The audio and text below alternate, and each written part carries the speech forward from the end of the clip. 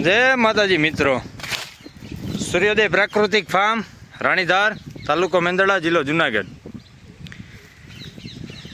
મિત્રો, આવી ગઈ છે આપણી પ્રાકૃતિક કેસર કેરી. જોઈ શકો છો, આ વર્ષે કેરી ઘણી બધી ઓછી છે. વાતાવરણ જો હજી વરસાદી છે વાતાવરણ.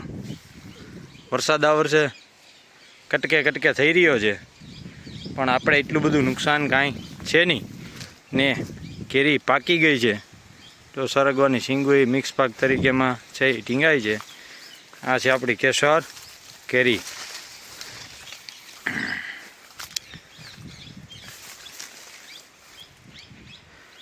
સ્વાસ્થ્ય માટે પ્રાકૃતિક ખોરાક ખાવો ખૂબ જરૂરી છે.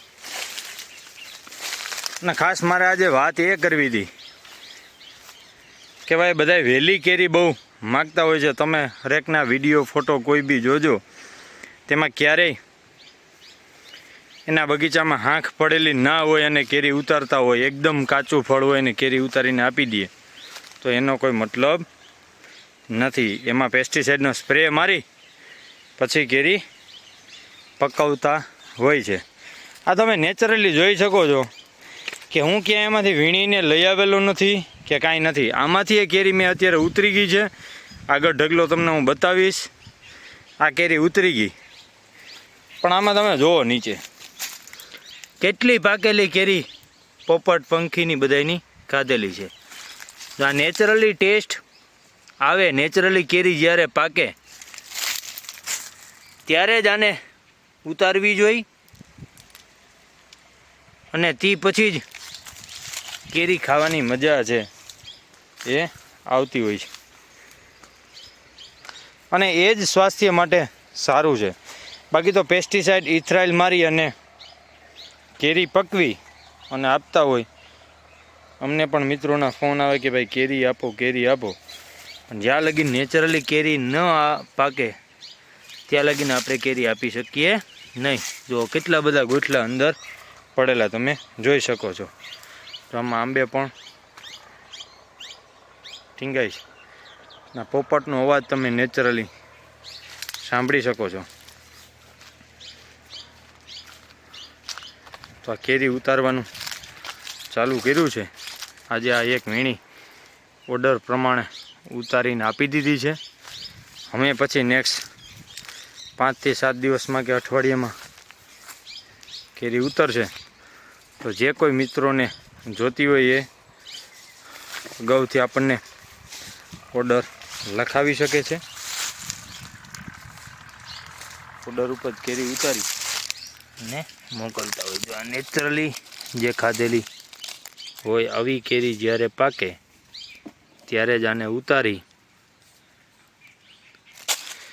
અને મોકલતા હોય છે. જો આમાં બધી જગ્યાએ તમને દેખાય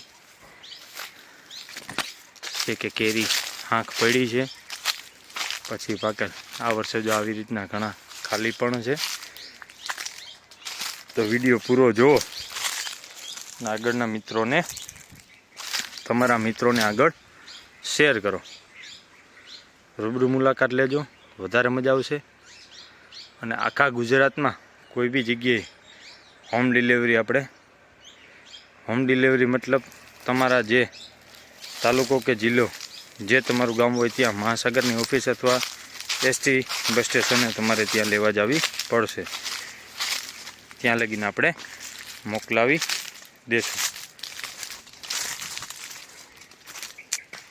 આખા ગુજરાતમાં ગમે ત્યાં મોકલાવી શકશું. અસ્તુ. જય માતાજી.